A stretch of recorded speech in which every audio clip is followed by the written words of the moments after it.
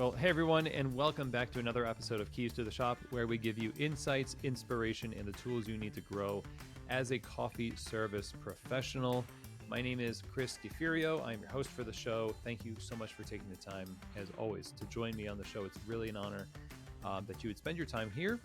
There's a lot to keep up with Keys to the Shop. We like to stay productive, and so subscribing to the podcast would be a great idea, as well as the YouTube channel where you might be watching this right now. In fact, in this episode, we are going to be recording the video. We already did, and it will be up there. Something I'm doing more of, getting up to date with the times, I suppose. So go ahead and subscribe both on your podcast player as well as YouTube. And I want to let you know also that Keys to the Shop is not just doing podcasting and interviews.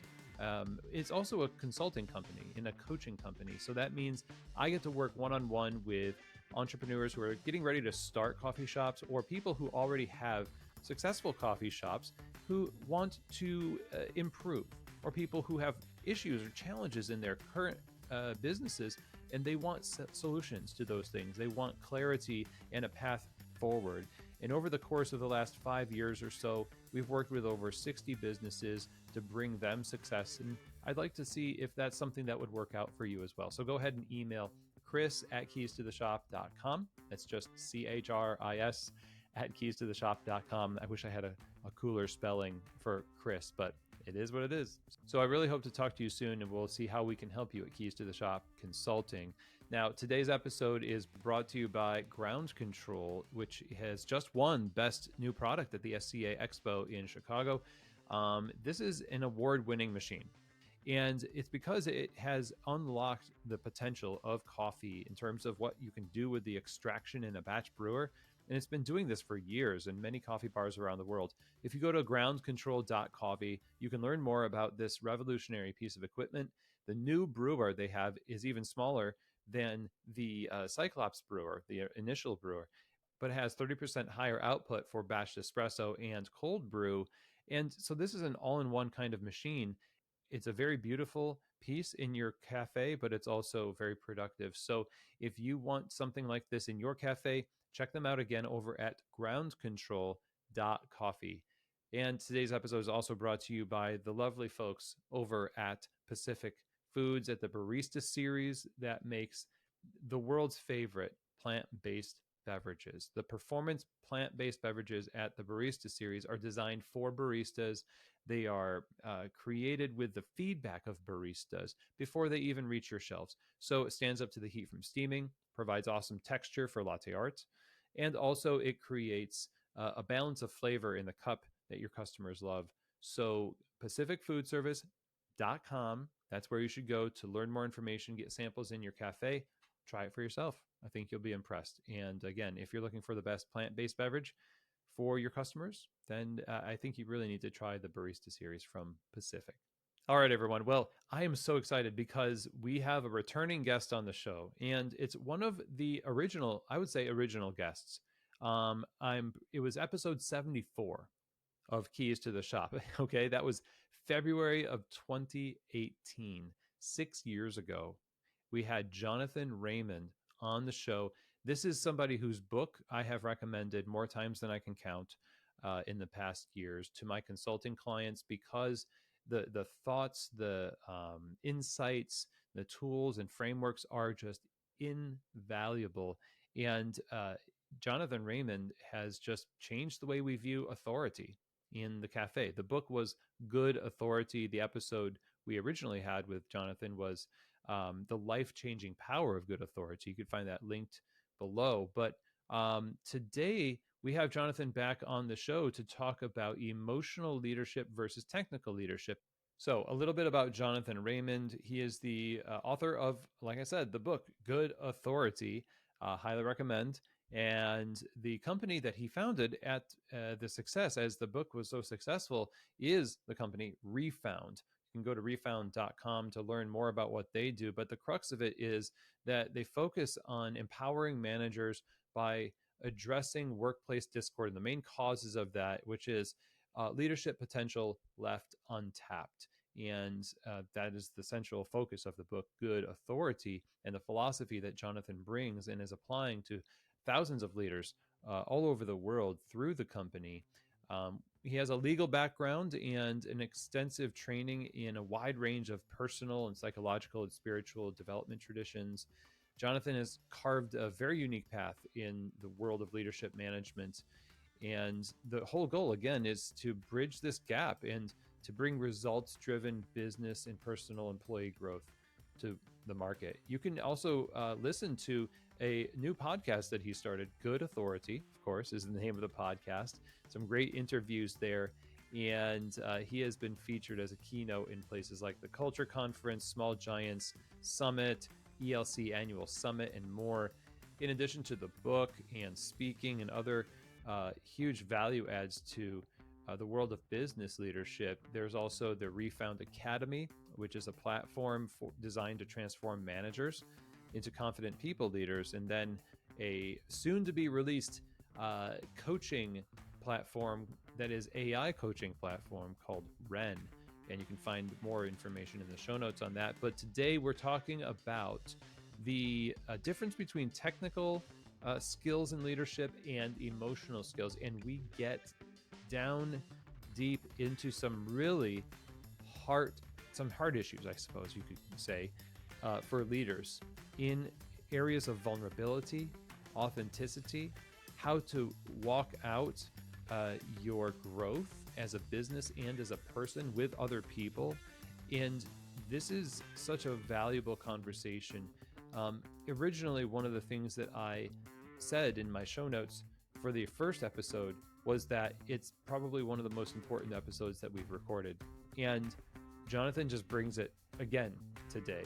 And I think I could equally say the same thing about this one. So I hope that you're ready to learn a lot, get vulnerable, and grow into a better person as a result, a better leader as a result of this episode. So let's get right to it.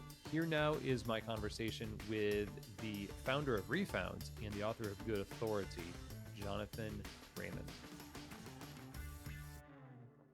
Well, Jonathan, welcome back to Keys to the Shop. How are you these days?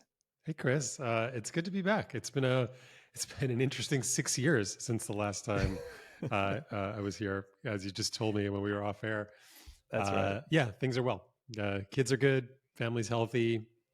Feel like I'm doing good work in the world. So nothing other than that to report. What more do you want, really? Yeah. That's what we all want. Interesting, experiences I'm sure you've had through Refound and the work you do with leaders, which, by the way, your episode is like one of the most frequently recommended ones that I give to my clients and people who want to, get a grasp on what it means to be an effective leader in a coffee shop. So it's just been a fantastic resource. And so over the course of the pandemic and every other up and down thing with business and the emotions that go with it, you have no doubt amassed a lot more data on the experience people have navigating leadership in the workplace, small and large companies. And I guess I just want to ask you, what have you been seeing as thematic in terms of the assumption that people have toward leadership? Maybe it's born from what we've been through, but maybe it's always been the way it is. What are some dominant assumptions that you find you are coming across that sometimes need to be challenged when it comes to leadership? Before I'm going to have a lot to say on the subject, but just for folks who listen to this show, just to know, I actually did work in a coffee shop. Actually, I've worked in multiple coffee shops in my life. And one not that long ago, about 15 years ago, like before I started Refound, and I was bouncing around trying to figure out what I wanted to do. And I was thinking about writing the book. And I worked in a coffee shop up in Ashland, Oregon, where we used to live. And those are very fresh memories. It was a really cool time and a really interesting set of experiences. So I do know a little bit of the world within which many of you operate. Here's the deal. There's a 50-year trend that started really in the 60s and 70s. So I guess we're coming up probably almost on 60 years. We're getting closer to 60 years, where what people are wanting from work is fundamentally different than what we wanted in prior generations. And I think about the questions that I had. I was born in 1972, and my first jobs were in the 80s, working as a lifeguard and working at the local candy store, whatever the things were. But really early on in my career, when I was like in my teens, 20s, I was somebody who wanted meaning from work. I wanted to make money, right? I wanted to save up money for a bicycle, save up money for a car, whatever it was that I thought was important. But I wanted something more from work. And I couldn't understand, for the most part, that people didn't want that. They didn't think about those things. They didn't really seem to be in as much pain as I was at the meaninglessness of the work that I was doing or seemingly doing, and the lack of leadership and the lack of clarity. Like, I feel like I was the squeaky wheel for so long. And now everyone's the squeaky wheel. And I feel like and it's a good thing, right? I feel like everybody has woken up and said, no, I'm not going to work someplace that's not in alignment with my values. I'm not going to work for somebody who's abusive. I'm not going to work in an environment where I don't have a voice. And maybe I work in an environment like that today, but the first chance I get, I'm out of here. And we have reached really a critical point, I would say, on a 50-year journey where meaning is an essential component of work, and therefore an essential component of what it means to be a leader, to create meaning, create the conditions for meaning. And almost nobody knows how to do that. And that's why companies are struggling so mightily with disengagement, lack of productivity, lack of innovation, lack of creativity, because it's a skill set that we don't learn. None of us learned in high school, college, grad school. If you went to grad, nobody learns how to create the emotional conditions for other people to be accountable and take ownership of their work. It's not a skill set that we teach. It's not a skill set any of us really learn. So unless we're lucky enough to have had incredible mentors or a boss or a leader who showed us what that could be like, it's really like a foreign language. And so to me, that's the dominant trend in the workplace, in every industry, for-profit, nonprofit, big company, small company, high growth. Like, everybody's trying to figure out, how do we create the conditions where the business gets what it needs and people get what they want and what they need? And it's not easy, but that's the role of leadership in the modern world. There is a assumption that I can learn leadership skills and that everything will fall into place if I take that on, if I take a course, if I watch a video, read a book. In I'm thinking it might be, it is a good practice to do something like that, but are the resources that we have to try to solve the problem that you just outlined, which is, we want to take care of our people, want to take care of business, are they really just focused on the business and kind of give lip service to people as a way to sell more books or resources? I mean, I guess it feels like we're trying to learn as much as we can, more than ever. There's more learning resources, but is it skewed toward what you've called maybe the more technical skills of leadership versus emotional? Yeah, when you think about I'm not an expert in adult learning theory, but there's a pretty helpful framework where you go from knowledge to skill to ability, right? So the knowledge is good, right? You want to know, like, what are the best practices? What should I do? How do I approach? How do I delegate, a task? How do I create an agenda? How do I create a priority? How do I create a goal? Those are really important things. But that's just the knowledge. Most people never get to the knowledge.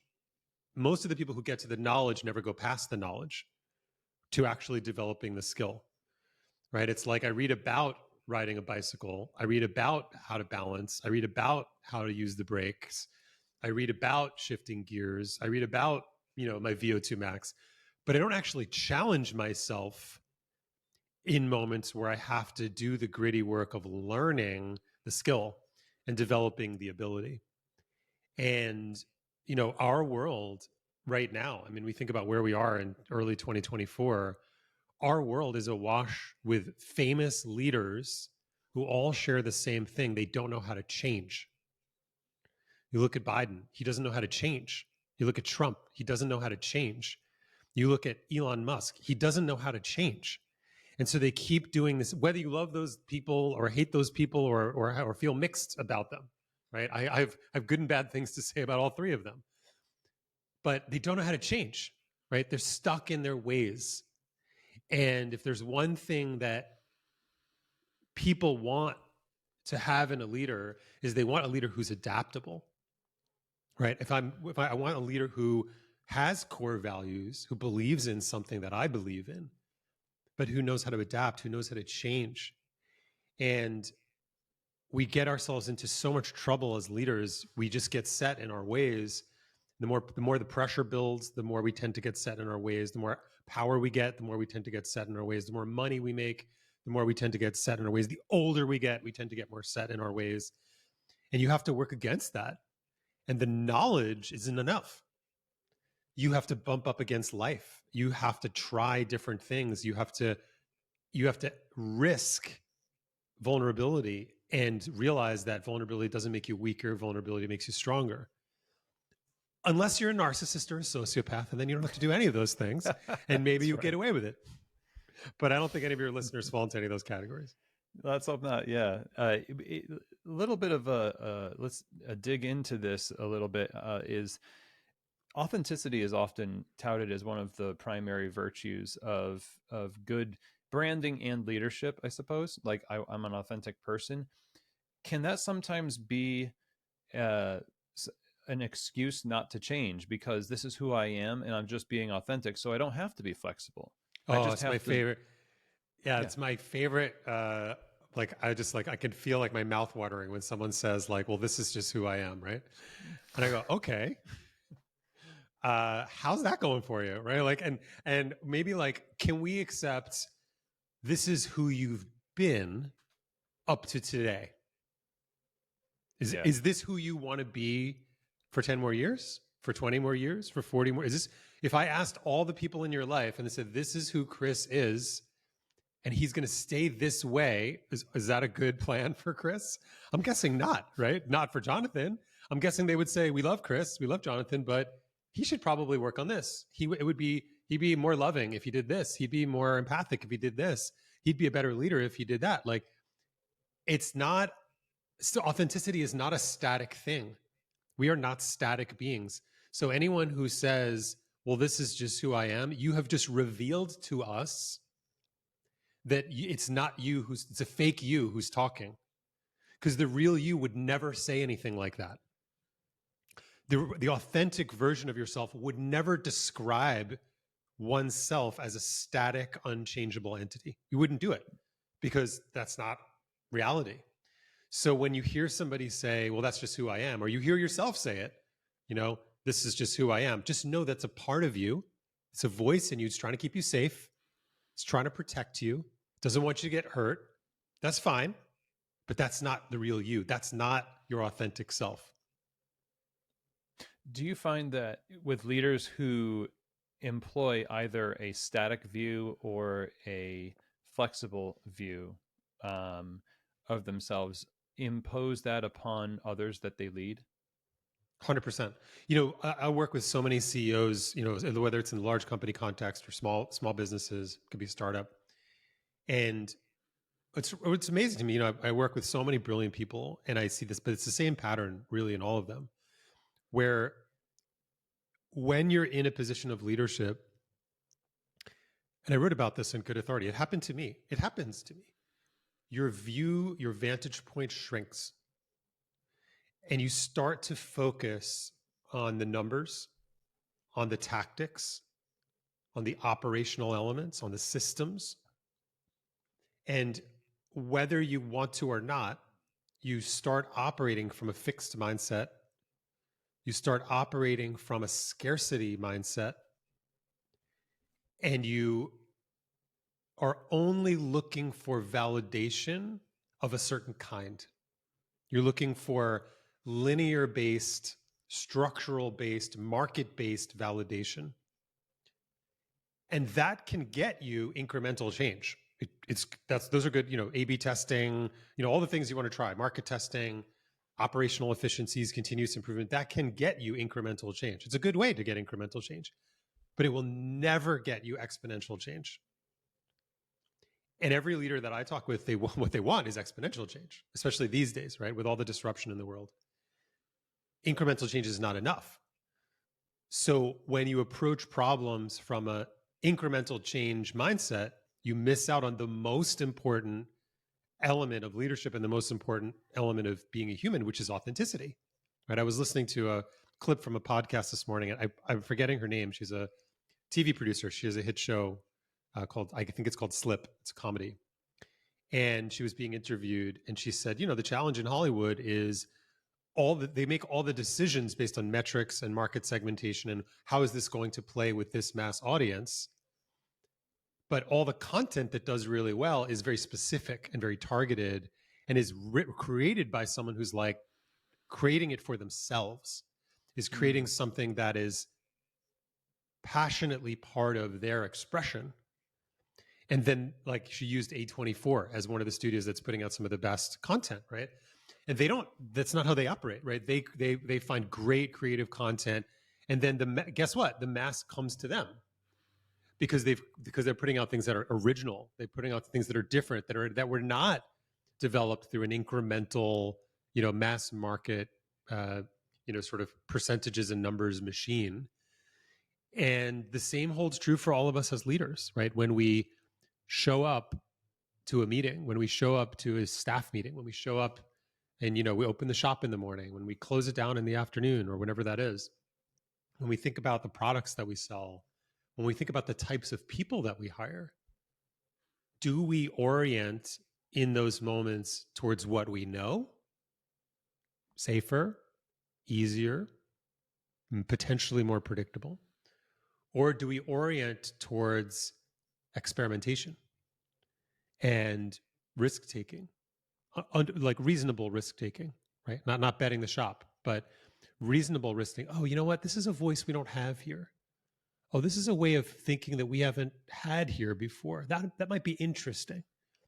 Can we create more diversity in the way we think, right? Yeah. Can we create a different set of frameworks for how we show up as leaders and see our role differently, not to manage tasks, but to cultivate opportunities? And how would we behave differently if that's what we saw as our role?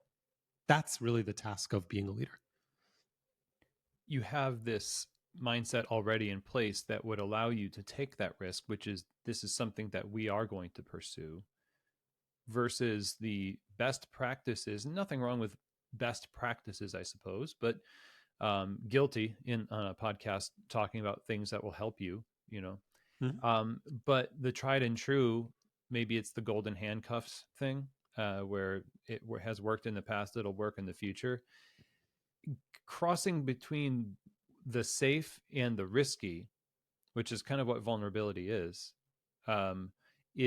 hard to do when you are thinking about the shop. Every little piece of the business that goes wrong, a barista wastes milk, we're going to go out of business. The door doesn't work, it doesn't close all the way, the air conditioning is going to cost us too much, we're going to go out of business. So there's this fixation on the minutia being magnified to such a degree that it feels pretty dangerous to do anything different than what we know is comfortable. How do you coach people to get over that hump, to open their mind to those possibilities and opportunities that you're referring to? Yeah, I think that the key here is it's impossible to do that in the context of the busy day, right? When you see somebody wasting milk, or you see the dishes piling up, or whatever the things are that are causing you consternation as a shop owner, as a manager, it's very difficult. You won't find the answer to that question in the minutia, but the minutia needs to be dealt with. When I think about any organization, coffee shops, I think about the coffee shop that I used to work at, up in Oregon, 15 years ago, and where they had invested that gave them a different type of ROI was in the brand, was in the culture, was in the messages that they were sending in the community. And there was an emphasis and an understanding of their role in the broader community that they served, that things could go wrong in the shop, but it didn't feel fatal because there was a larger story, there was a larger narrative at play. And you see this with big brands as well, right? Like we were talking about, I was mentioning Elon Musk. I got my first Tesla. I dreamed of getting a Tesla for such a long time, and I got my first one in 2017, right? And Elon makes a lot of big promises, and if there were 25 cool things about the car, 23 of them probably didn't work really the way he had said they would at that time. But I didn't care because I was bought in at the level of the brand. Like I believed in the story, I believed in the mission, and I could overlook so many different things. Now, over time, they fixed a lot of those things. They improved a lot of those things. These days is a little bit of a different story. I have a different, kind of feeling for how they are as a Tesla owner. It's not great, but it applies, right, to our businesses, big and small, in that we lose sight of why people buy from us or don't buy from us. It's how does it feel? How does it feel when I walk up to the counter and I order an Americano? Is the person checking their phone? Are they distracted? Are they pissed off because their manager didn't give them time off that they deserved? And that's going directly into my experience when I walk in as a customer of that coffee shop. And then the next time I have a choice, because there's 17 coffee shops in my neighborhood, I don't want to, that person, I don't want to go back there because that person isn't nice to interact with, right? And it's the little things, right? And it's really easy to lose sight of the fact that how we are as leaders and what's happening in the culture goes directly to that frontline experience. And so if people are wasting milk, okay, well, you got to fix that. But the way you go about fixing that makes the difference between a disengaged employee and an engaged employee. The way you go about creating that as a learning experience or as a shaming experience, which one is it? Because it's not both, right? If some people will be able to treat a negative experience as a learning experience, but those people are going to be rare, right? So how do you create that culture of learning, creating that culture of coaching? I introduced this framework recently, which isn't in the book. It's something I just posted in a video, which we try to do at Refound. This was my company where we do our work. Is I try to create this culture where I say, look, I want you to think about everything we do, 5 questions. When we're evaluating work, what did you try? Just what did you try? I don't start with did it work or not? What did you try? Number 1. Number 2, what was the result of what you tried? Number 3, what did you learn from the result of what you tried? Number 4, what do you want to do differently as a result of what you learned from what you tried? And number 5, what resource or help do you need in order to try that thing? Rinse and repeat. Yeah. That's how you create a culture of learning. Where people, we want to have a blameless culture.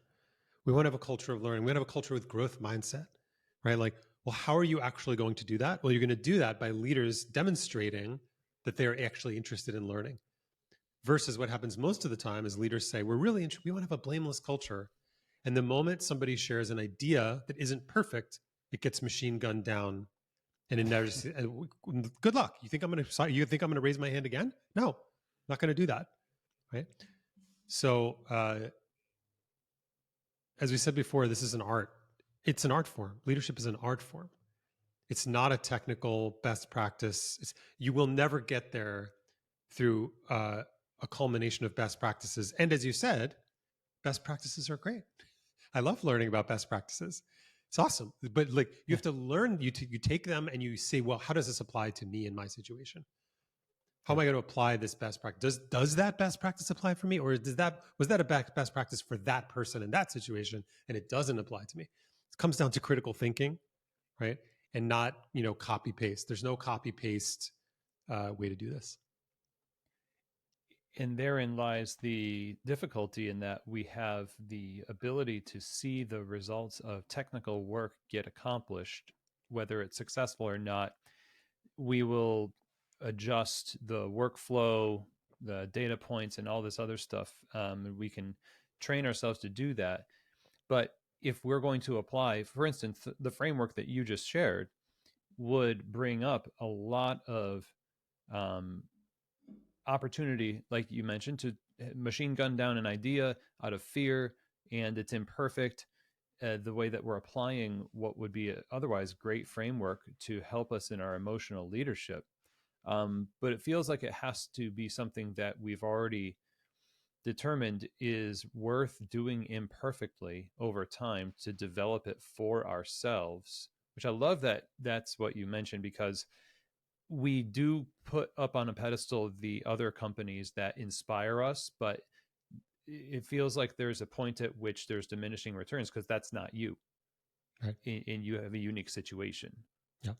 And, you know, if you think about, you know, most, uh, those were very tumultuous. Those are tumultuous rides, right? Like, you know, if you were at the early stages of, you know, Apple or Tesla, or, you know, a lot of these companies that we revere, well, some people maybe not anymore.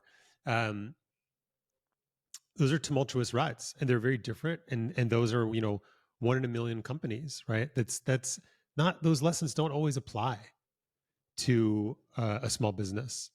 Yeah. And maybe 5% of the lesson applies, right? And you know, when you have a certain level of notoriety, you can get away with things that you and I can't get away with. So the question is, you know, it comes down to who do you want to be in the world? How do you want to be? How do you want to show up? And what's the type of environment that you want to create? And the challenge these days is we have so much information about change that we can spend our entire lives, we can spend hours every day on YouTube, on Twitter, X, Instagram, reading about change, being inspired by people who changed, or being inspired by people who say they changed but haven't really changed, because there's a lot of those people out there. Yeah, that's And we could interesting. we forget to change ourselves. We forget that it actually comes from the work, that we actually have to put YouTube down and go meditate for 30 minutes. You actually have to go do the breath work. You actually have to go journal with the part of you who thinks you're an idiot or thinks you're amazing and shouldn't have to change, whatever. You have to actually go and do the work. Otherwise, you're just a voyeur. It's fun to collect resources. It is the problem of procrastination, and it's like a professional version of it. And I heard a interesting analogy or example where somebody said, you dig, if somebody says dig a ditch, you will dig a ditch, and that's one ditch that you've dug. If they say every day you'll dig one ditch, after 50 days you will have a technique, you will know your style of doing it, you will have a place you put your shovel, you'll have a song you sing to yourself. There's a whole thing, and it feels like that's culture. That's kind of doing the work over and over again in your context creates the thing that eventually you become known by. And whether that's your leadership as maybe somebody's favorite manager that they remember, or the brand itself. And it seems like a worthy goal to kind of like mind our business well enough to actually apply the things that we collect, instead of minding other people's businesses and never applying it. Yeah. Yeah. You know, I'm these days, I am, well, I'd say I'm always a diehard New York Knicks fan, but these days I'm in particular a diehard Knicks fan. They were entering the playoffs, and they are let's say a under talented, overachieving team. They have an amazing point guard in Jalen Brunson. For anyone who follows basketball, he's become quite an incredible player. They don't have the big name stars, and when you listen to them talk, everyone on the team, the coach, the staff, the from the most talented player to the guy at the end of the bench, all they talk about is the work. All they talk about is the practice, and the little things and studying and learning and working together and learning from mistakes. And that's so inspiring to me. That's what it's all about. That's how you build yourself, is by ignoring the noise as best you can. It's so hard these days. By ignoring the noise and focusing on your own work, focusing on what's within your control to change. And that's what, people complain about, professional athletes, and look, they make too much money, or, whatever thing, like, and maybe they do. But if you think about any kind of celebrity, Taylor Swift, Beyonce, like, to be able to put out high quality work year after year with that much distraction is incredible. That's incredible.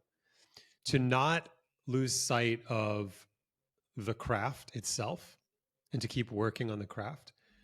That's super inspiring to me. People like that, who continue to get better, who continue to refine in spite of their notoriety, which usually takes out most people, right? They get a little bit of notoriety, and then that's enough, right? But they keep going. That's incredibly inspiring. One of the things that we have in coffee right now is a lot of conversations around scaling and expansion of concepts, because we want to see success, and we see examples of consolidation where companies are being purchased by holding companies in Europe and that kind of thing. And so one of the things we talk about is that the relationship aspect of the business needs to scale along with the footprint of the business. And then some people can create a success formula based on, well, this is what we are in a box, and we will put it here, and it will open, and it will be fine. And that's often not the case, because the culture or the values don't scale with the business, because the relationships were put on the back burner. And so I'm curious what you would say to somebody who has a growing business, who wants to invest into that business's success, but doesn't want to leave the relationships behind. Because part of what we get from our work is pride in craftsmanship, but also part of the craft is the people.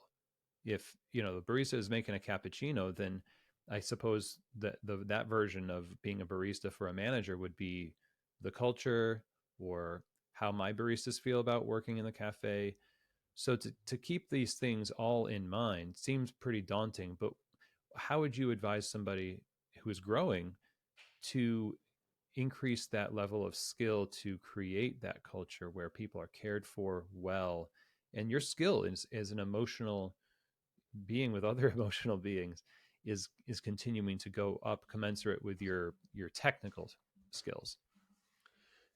The way that I approach in situations like that is I try to say yes to everything in the following way, is that whatever is happening in the business, let's assume for the moment that there's a yes to that. All right, so the business is growing. Okay. So I'm not going to come in and say, hey, we have to slow that down so that you don't lose your relationships, right? Like the world is telling us that we have something good. We have a good product. We have a good business. And the world wants more of it. That's a beautiful thing. So let's say yes to that. So let's put that in one corner of the conversation. Then there's another part of the conversation. It's like, oh, I want to preserve my relationships. I love the craft of making coffee, and I don't want to get too far from it. So let's say yes to that. But let's put that in a corner of the conversation. Then there's a market opportunity, right? There's my own personal finances if I'm the owner of that shop or that business. Yeah. And I'm thinking about, what do I want? Like, what do I want in my life? Like, oh, I would actually love to have some financial freedom where I don't have to be, worrying about my finances in the same way. Let's say yes to that. Let's put that in a corner of the conversation. And so I think it's this process of saying yes to everything. And by embracing all of those things and feeling, okay, well, what is it? What do I actually want? Is there a way for me to have a version of a future version of this that satisfies the different things, that gives me the financial freedom I want, that gives me the relationships that I value, that's responsive to the market opportunity? How do I? It's like if we start the inquiry and end the inquiry from how do I say yes to this, then that surfaces the parts of ourselves that want to control too much, that want to hold on too much, that want to, on the flip side, make it go faster than it maybe wants to go, right? And we could get ourselves in trouble that way, right? We're seeing a little bit of growth and we triple down and we, get ourselves in trouble that way. So to me, there's no substitute for, when I'm working with business owners in a situation like this, like I do like we call it a download. One of my clients used to call it an under the hood session. And we would spend, half a day and we would just go under the hood, like, tell me everything. What's going on? What are you thinking? How's it going? How is this organized? What are your biggest hopes? What are your biggest fears? Who's doing a great job? Who's fucking up? Like, give me everything there is to know. And then through that process, we start to move from a very blurry state of what do we want to a slightly more clear state of what do we want. And it's just a process, like to come back to that over and over again. And it goes back to, I think, what you said before is like, if you try to cookie cutter your way there, oh, well, I want to have the same execution that company had. Well, you're for sure not going to do that because they had a configuration of things that you don't have. Some things worse, some things better, right? So your execution is going to be different. It might have some similarity, but ask yourself, what is it about what's happening over there that you like? What is it that's happening over there that you don't like? And there's just no substitute for that self-reflection, talking it out with a friend, talking it out with a coach if you have a coach or a business advisor. And the key here, this is the key. You have to have a conversation that transcends the numbers. When you talk with most advisors and coaches and consultants, they will focus your attention on the numbers, and that's easy to focus on. But what about the personal elements? Yeah. What about the emotional elements? What does it mean for you, this thing that you probably created from nothing? If you don't work out your relationship to this thing, it will come back to bite you in some form or another if you don't work through that and resolve it, whatever that means for you. Is it possible to have this successful business numbers wise, but then lose on the emotional and the relational end? All the time. There's I'll try to find I'm trying to think of the book. It's a series of exits. It was Bo Burnham. I think it was the guy who wrote Small Giants. And I'm trying to think of the title of the book. Maybe we can put it in the show notes. It's a good book. Yeah.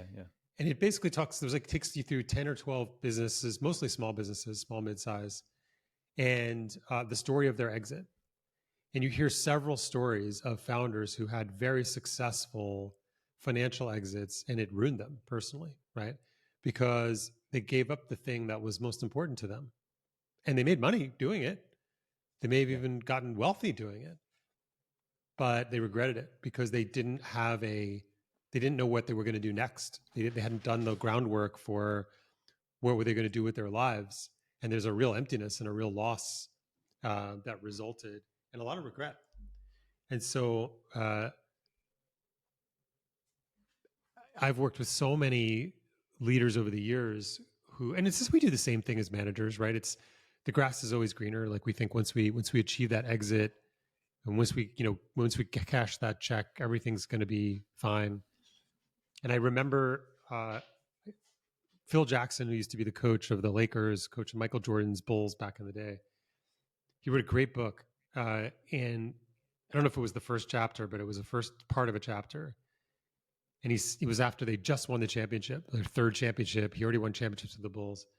And he said, it was a book about Zen. And he said, eventually you realize that winning a championship doesn't make you feel better for the rest of your life.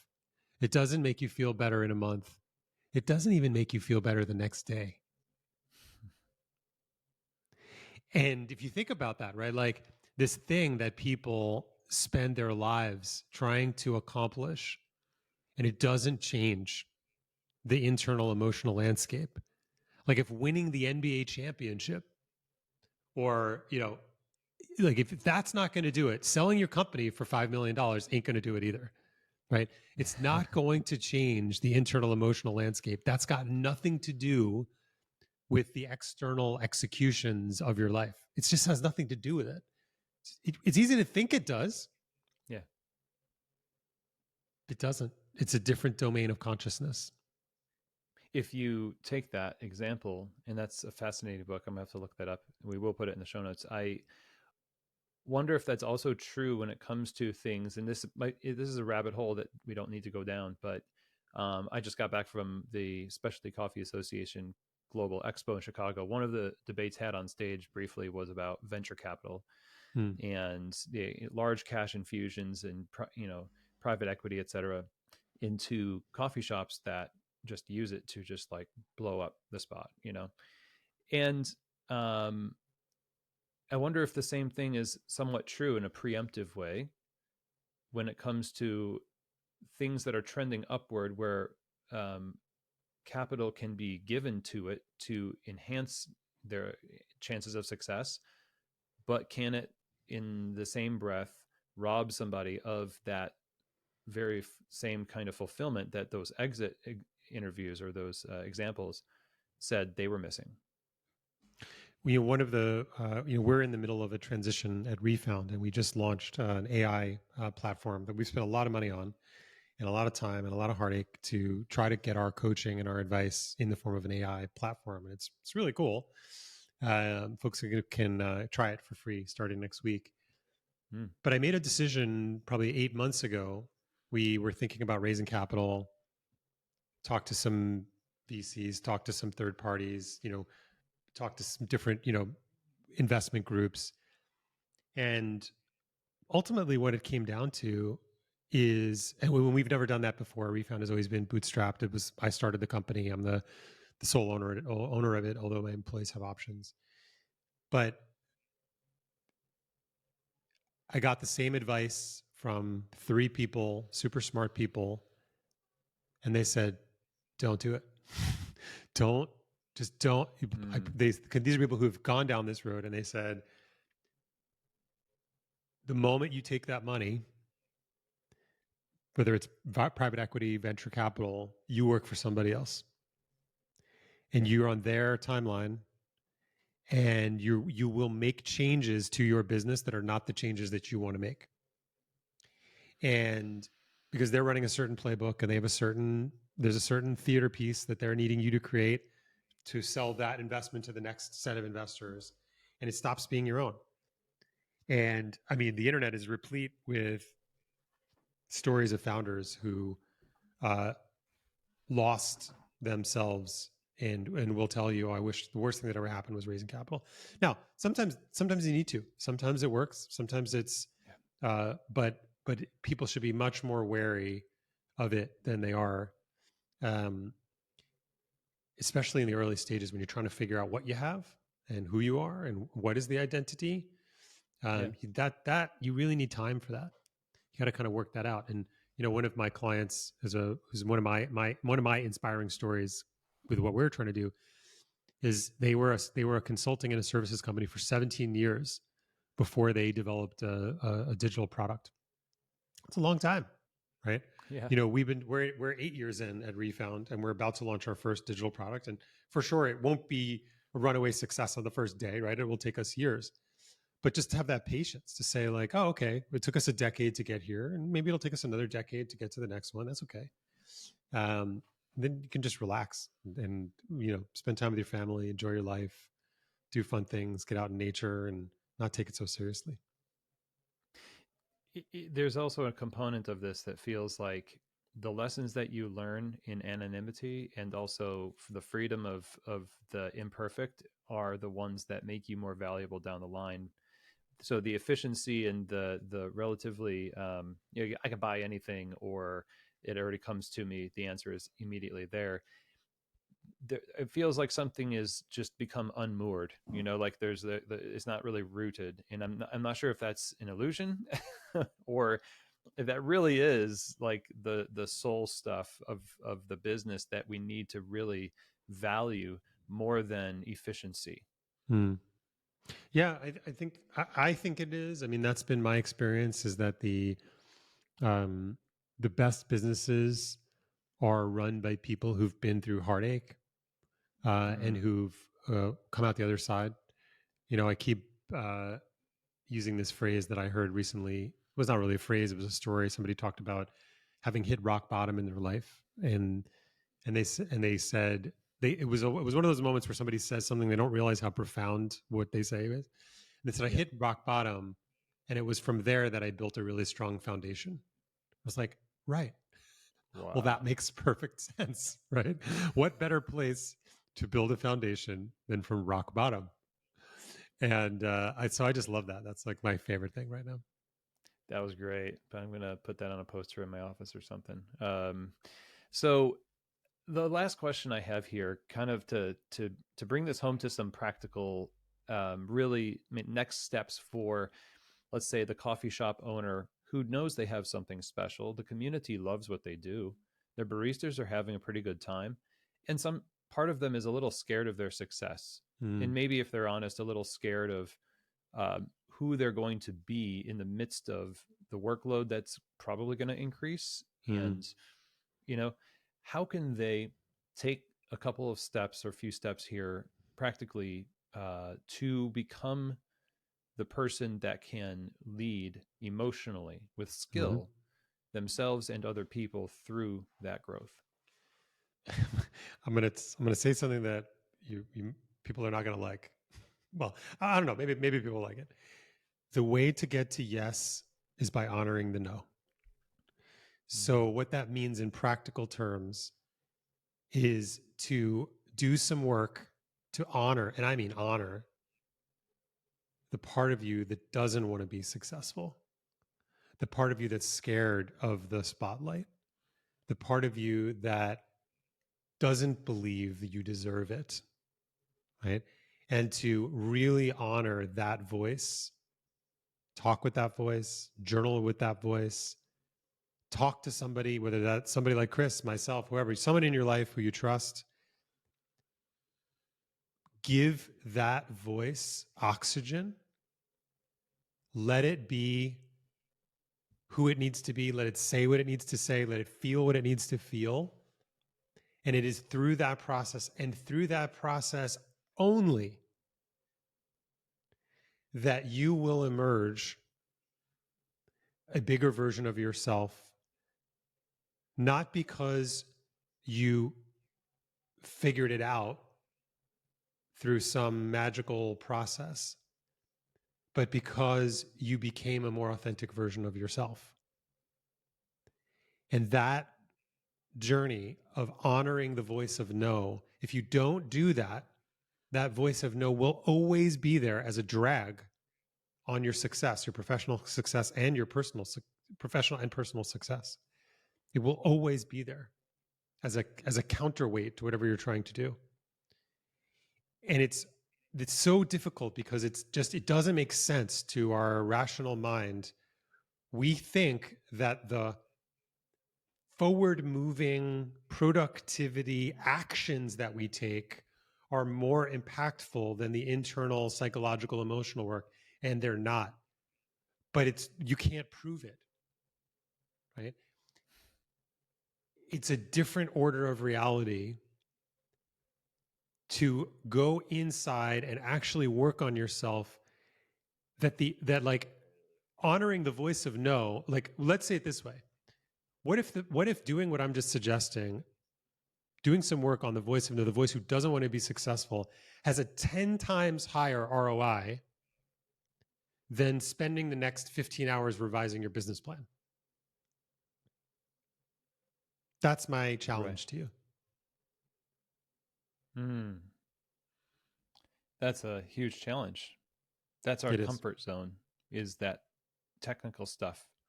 It is. It's a little scarier to get down and dirty in the stuff that might and sounds like often does really matter. Yeah. Well, and the thing, Chris, it's like there's a lot of people out there that could help you spend 15 hours on your business plan. I'm not that guy. I'm the guy who's Yeah. going to tell you got to spend 1 hour doing the deep, dirty work in yourself, and I'll help you do that, and I'll show you what that can do. So everybody has their own take on things. Yeah. Then there's the alternate service of how to let go of your business plan.